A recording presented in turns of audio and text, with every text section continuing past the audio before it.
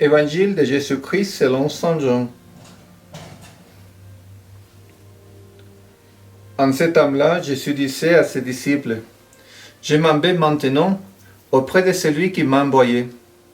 Et aucun de vous ne me demande, où vas-tu? Mais parce que je vous dis cela, la tristesse remplit votre cœur. Pourtant, je vous dis la vérité.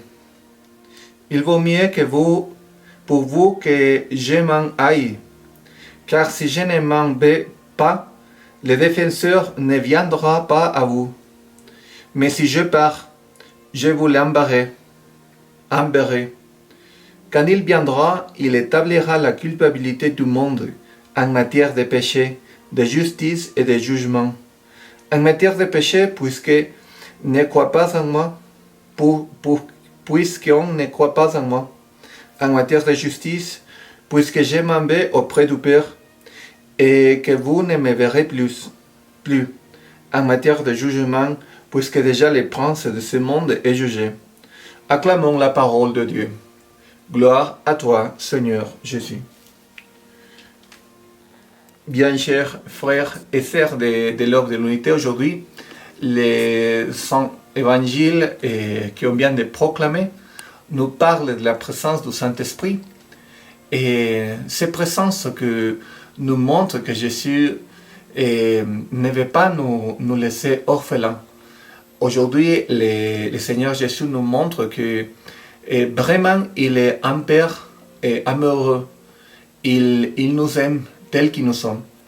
C'est pour ça que de la même façon qu'un père, avant de sortir pour voyager, il pense qu'est-ce qu'on a besoin.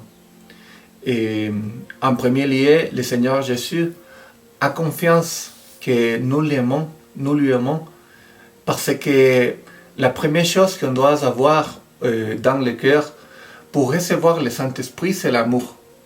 Mais pas un amour faible, c'est un amour qui est un amour qui naît de la décision qu'on a prise d'aimer.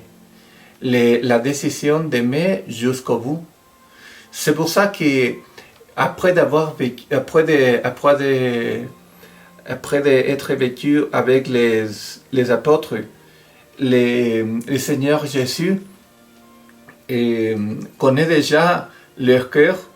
Il sait que chacun d'eux lui aime. Et après de cette certitude qu'il a d'être aimé, il sait que chacun d'eux continueront à chercher la volonté de Dieu. C'est surtout le fait d'aimer à quelqu'un qui nous donne la sagesse. C'est pas simplement invoquer le Saint-Esprit qui nous donne la sagesse. Par exemple, les parents, par rapport à leur enfant, quand ils veulent donner un conseil, il y a certaines choses qu'ils sentent dans le cœur que c'est une chose plutôt spirituelle, une chose qui va au-delà de la logique humaine, pour donner un conseil à leur enfant et leur dire bien, il faut que tu regardes que c'est pas le bon chemin ce que tu as fait, ou je sais pas. Et il y a cette voix qui parle dans le cœur quand on aime les autres. Mais il faut en premier lieu avoir cet amour vers les autres pour que le Saint-Esprit descende sur nous. C'est l'esprit de sagesse. Et doit avoir, oui, c'est vrai, on peut prier pour que l'esprit de sagesse vienne, et c'est important qu'on prie pour que le Saint-Esprit vienne à nous. Mais le Saint-Esprit doit avoir ce genre de terre fertile pour pouvoir s'enraciner.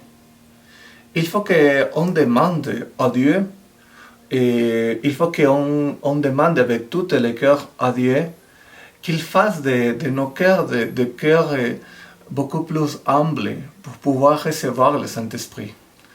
Et je vous demande aussi que vous priez pour moi, pour que chaque fois, de plus en plus, je puisse avoir un cœur humble, un cœur qui soit capable d'aimer, un cœur disposé à aimer les autres, pour pouvoir recevoir le Saint-Esprit avec la plénitude que Dieu veut.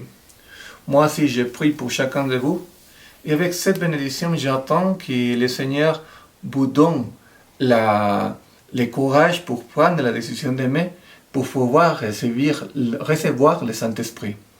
Que Dieu vous bénisse à vous tous. Au nom du Père et du Fils et du Saint-Esprit.